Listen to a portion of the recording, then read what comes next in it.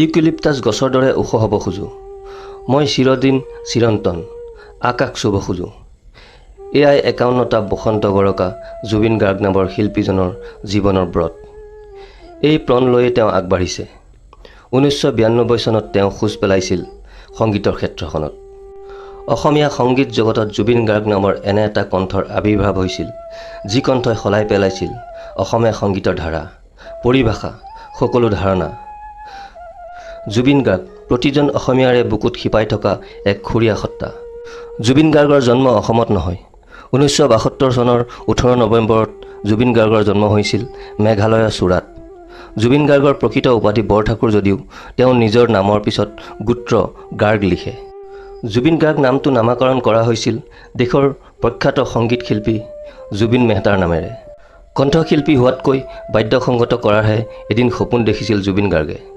১৯৯২ চনত জুবিন গাৰ্গৰ প্ৰথম এলবাম অনামিকাই মুক্তি লাভ কৰিছিল। অসমৰ আকাশে বতাহে মুখৰিত হৈ পৰিছিল জুবিনৰ অনামিকা। চাৰিওফালে বিয়পি পৰিছিল জুবিন নামৰ ক্ষীণকায় উন্মাদ ল'ৰাজনৰ কণ্ঠৰ যাদু, যি কণ্ঠই ক্ৰমান্বয়ে একঘেয়ামী হৈ পৰা অসমীয়া সংগীতৰ জগতখনৰ পৰা পলায়ন কৰা অসমীয়া মানুহক পুনৰ বাধ্য কৰালে অসমীয়া গান শুনিবলৈ। অসমীয়া গীত শুনিবলৈ এটা সময়ত মানুহে প্ৰায় এৰি দিছিল, আৰু তেতিয়াই জিতুল সোণোৱালে সৃষ্টি কৰিছিল অসমীয়া সংগীতৰ এক নতুন ধাৰা। আৰু এই ধাৰাক অধিক মনোগ্ৰাহী কৰি তুলিলে জুবিন গাৰ্গে। মায়া মাথো মায়া, জুবিনৰ কণ্ঠতে আছে অনামী মায়া। যি মায়াৰে তেওঁ মুগ্ধ কৰিলে হাজাৰ হাজাৰ অসমীয়াৰ হৃদয়, যি মায়াই হৰণ কৰিলে সুৰসী গাভৰুৰ প্ৰাণ। কি ডেকা কি বুঢ়া, জুবিনৰ মায়াত হেৰাই গ'ল সকলো। জুবিনৰ সন্মোহনে এনেদৰে শিপালে যে সেই সময়ৰ ইংৰাজী মাধ্যমৰ ল'ৰা ছোৱালীয়েও অসমীয়া ভাষাটো শিকিবলৈ চেষ্টা কৰিলে। জুবিনৰ গানৰ অৰ্থ বুজিবলৈকে হেনো তেওঁলোকে ভাষাটো ভালদৰে আয়ত্ব কৰিব বিচাৰে।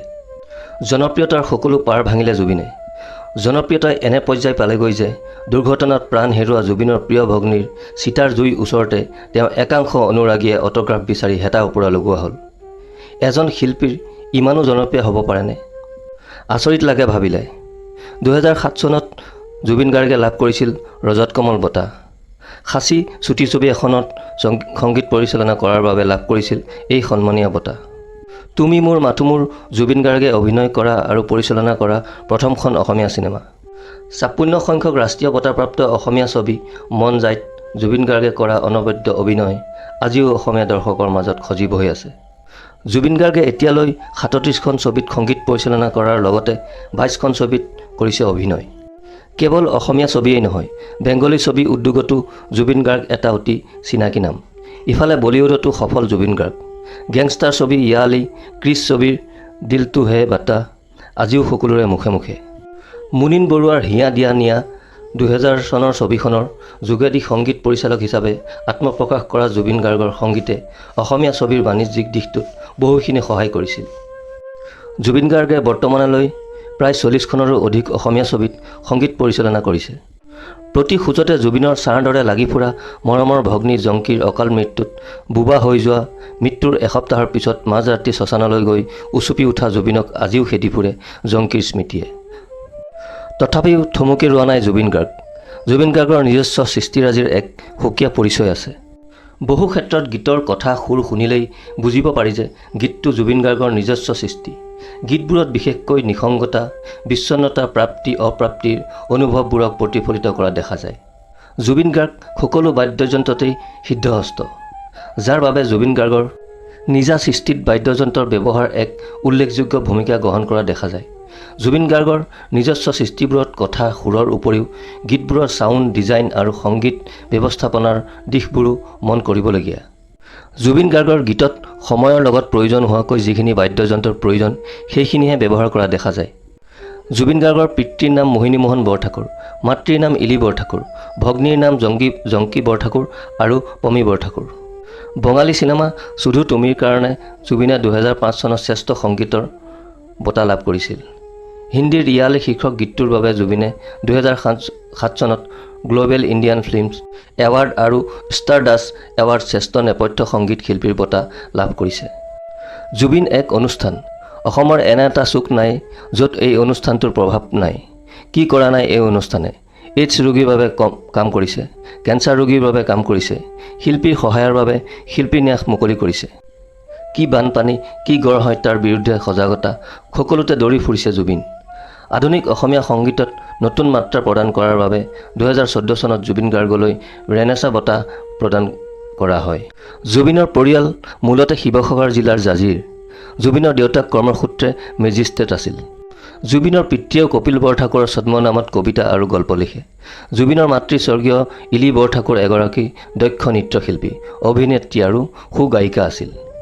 দুৰ্ভাগ্যজনকভাৱে 2002 চনত তেজপুৰত ঘটা এটা শোকাবহ মটৰ দুৰ্ঘটনাত ভগ্নী জংকীৰ মৃত্যু হয়। ইয়াৰ পিছতো জুবিনে জংকীৰ স্মৃতিত শিশু নামৰ এটা এলবাম মুক্তি দিয়ে। 2002 চনৰ ফেব্ৰুৱাৰীত জুবিন গাৰ্গে ফেশ্বন ডিজাইনাৰ গৰিমা শইকীয়াৰ সৈতে বিবাহপাশত আবদ্ধ হয়। গুৰু ৰবীন বেনাৰ্জীৰ পৰা জুবিনে তবলা শিক্ষাৰে সংগীত শিক্ষা আৰম্ভ কৰিছিল। তাৰ পিছত গুৰু ৰমণী ৰয়ৰ ওচৰত অসমীয়া লোকসংগীত শিকি এই শিক্ষা অব্যাহত ৰাখিছিল। জুবিনে তামোলপুৰ উচ্চতৰ মাধ্যমিক বিদ্যালয়ৰ পৰা মেট্ৰিক পাছ কৰিছিল। পাছত তেওঁলোকৰ পৰিয়ালে গুৱাহাটীলৈ স্থায়ীভাৱে থাকিবলৈ গুচি অহাৰ কাৰণে জুবিনেও যোৰহাটৰ জগন্নাথ বৰুৱা মহাবিদ্যালয়ৰ পৰা বি বৰুৱা কলেজলৈ বিদ্যায়িক ঠিকনা সলনি কৰিবলগীয়া হৈছিল, য'ত তেওঁ বিজ্ঞানৰ স্নাতক ডিগ্ৰীৰ শিক্ষা গ্ৰহণ কৰিছিল। সংগীতৰ ক্ষেত্ৰখনৰ লগত সম্পূৰ্ণৰূপে নিজকে নিয়োজিত কৰিবলগীয়া হোৱাত তেওঁ কলেজীয়া শিক্ষা সমাপ্ত কৰিব নোৱাৰিলে। জুবিনৰ স্নাতক শিক্ষা আধৰুৱা হৈ থাকিল। 1992 চনত গুৱাহাটী বিশ্ববিদ্যালয়ত অনুষ্ঠিত যুৱ মহোৎসৱত পাশ্চাত্য একক পৰিৱেশনত স্বৰ্ণপদক অৰ্জন কৰাটোৱেই আছিল জুবিনৰ জীৱনৰ টাৰ্ণিং পইণ্ট। ঢোল, দুটোৰা, মেণ্ডলিনৰ দৰে বাদ্যযন্ত্ৰ বজোৱাৰ উপৰিও জুবিন এজন কৃতি কীবৰ্ড প্লেয়াৰ। নিজৰ নামতে প্ৰায় 40টাকৈ এলবামৰ উপৰিও ভালেকেইখন হিন্দীৰ লগতে বঙালী আৰু 24খনকৈ অধিক অসমীয়া চলচ্চিত্ৰৰ সংগীত পৰিচালনাৰে জুবিনৰ সংগীত কেৰিয়াৰ অব্যাহত ৰাখিছিল। বঙালী চিনেমা চুধু তুমিৰ কাৰণে 2005 চনত তেওঁ শ্ৰেষ্ঠ সংগীত বঁটা লাভ কৰিছিল যদিও জুবিনে নিজকে এজন সংগীতজ্ঞ বুলিহে গণ্য কৰে। তথাপিও এতিয়ালৈকে হিন্দী, তামিল, তেলেগু, পঞ্জাবী, উৰিয়া, মাৰাঠী, নেপালী আদিকে ধৰি বিভিন্ন ভাষাত কেইবাহাজাৰো গীত গাইছে। ফিজা, কাটে, মুদ্দা, ভইচ ৱান্টেড, গেংষ্টাৰ, প্যাৰ কে ছাইড এফেক্ট ইত্যাদিৰ দৰে চলচ্চিত্ৰ হিন্দীত জুবিনৰ সংগীত আৰু কণ্ঠৰ কৰ্মৰাজিৰ নিদৰ্শন পোৱা যায়।